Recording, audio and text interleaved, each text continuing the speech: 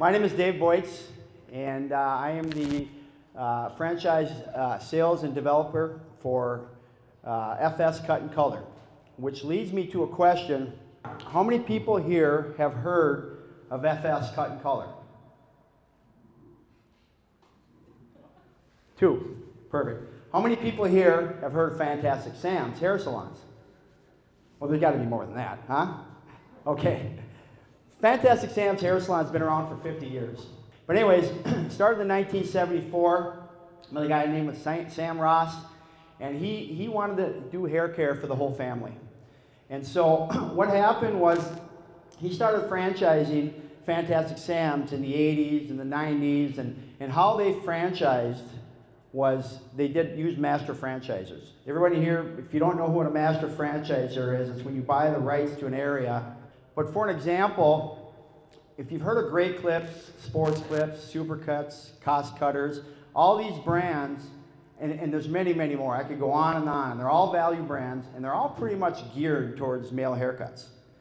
And what we did was, after an article in the Minneapolis paper came out and said we had no chance in Minneapolis because Great Clips, all the Regis brands like Cost Cutters, Supercuts, Aveda, they're all headquartered in Minneapolis. How are we going to have a chance right under the nose of these giants?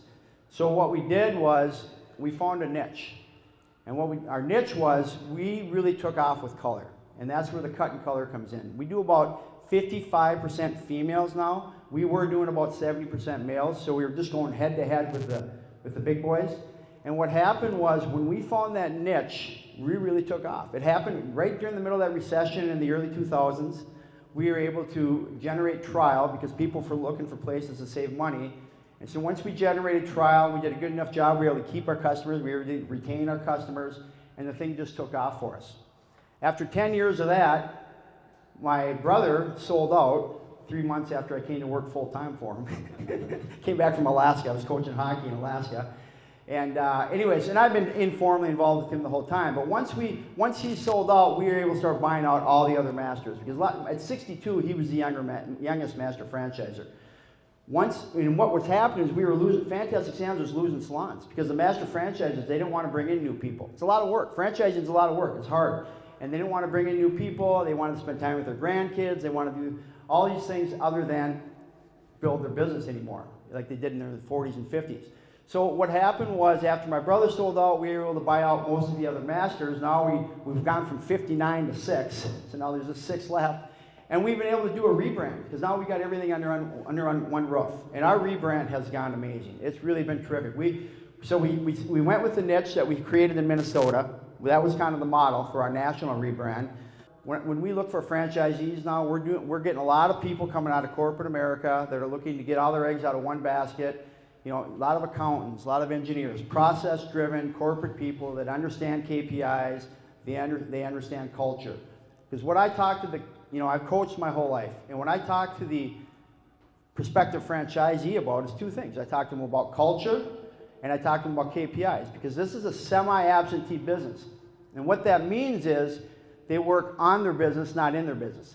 1/3 of our owners are stylists. So yes, they obviously work in their business. 2/3 of our owners are professional people coming out to grow, to do, most of them are doing multi-units, and most of them are looking to get out of their corporate job and try to get all their eggs out of one basket and eventually create the flexibility and lifestyle that they want. So what happens is when we can create that culture, because the key to this business is you have to keep your stylists. So you got to create a place that they want to work. You got to create a place that they love to come to, and that's what we've been able to do. We've got great opportunities for stylists now. We have what's called a levels program. We have all kinds of I won't get into the nuts and bolts, all kinds of different ways of attracting stylists, which is the key to this business. And that's how we've been able to grow. We have my brother came back after he retired as a CEO, and retired a year ago again. The lady, Kim Amadon, who's now our CEO, who's taken over, has done a masterful job at going from salon to salon and really building them back up and understanding, because the whole group they have are people who've worked in salons and owned salons their whole life. So that's where we're at. We're in the middle of our rebrand. We're 3 years in. We're really excited about it. We're getting lots of great people. We have lots of internal owners growing again, and we got a lot of new people coming in. Thank you very much. I'm curious, so with Bamboo, I noticed on Bamboo's website, all your numbers are available for costs, more or some general numbers, a range of numbers. So are you public with your numbers, like how franchising fee costs and all that kind of stuff? What are they? Yeah, if you dig a little deeper, you'll see it. 6% is our royalty cost. If you're looking at unit economics, then you're talking more about our item 19. We do have an item 19, which basically talks about sales numbers. Because we're such an old brand, we broke up our item 19. And our item 19 is we have a bottom half and a lower half. And it's important because the upper half is indicative of what we're doing today, of the corporate people coming out and business people. And the lower half is, we're still got a lot of old 40, 45-year-old salons kind of hanging in there, but they're not really coming with the rebrand. So our unit economics is about $448,000 is the midway point for our upper half. And then your profit margin on that is going to be, the industry standard is 10 to 20%. How much of an issue is it with the stylists once they build a book of clients, if they leave and then all those clients go with them to wherever they go? Because I know there's a lot of women who, they have a hairstylist or their nail person or whoever, and they're kind of loyal to that person. So if they leave, has that been a big issue with the business? It can be, and it's a great question. It can be detrimental to your business. That's where the culture piece comes in. You have to build a good culture for your stylists, because you're right. When you hire a staff, the flip side of that is when you hire a staff, they're going to bring people with them. Okay, so when you get started, you're going to have customers right away. Now you're going to retain those customers. By retaining those customers, you got to retain your stylists. How do you do that? Well, you got to create a good culture. You got to make it somewhere they want to come to work every day, just like going to practice every day. You got to want to be there. Even as a young kid playing hockey, you got to want to come to the rink. You got to want to come to work, and that's the stuff that I really drive, because I even have franchisees now that some of our better our franchisees that have higher-end stores are offering 401ks, and they're offering health insurance and all these things to make sure that they're keeping their stylists. So it is the trick of the business, and it's all about culture. Follow up real quick, if I got a sec. So how are you auditing that if it's proposed as a semi-absentee model, and the owner's not going to be in the business checking in, setting a good culture every day? Well, okay, so semi-absentee is it's not my favorite term. We still use it, but you work on your business, not in your business. You have to work on your business every day. So look at the KPIs, connect with your staff. It's really important. Like, our best owners have a Facebook chat group, just their staff. It's all positive stuff. They're touching base with their manager every day. They're going in on Saturday morning, maybe giving a $25 gift card to whoever sold. I should say we have our own product line now too, our own professional hair care product line now too.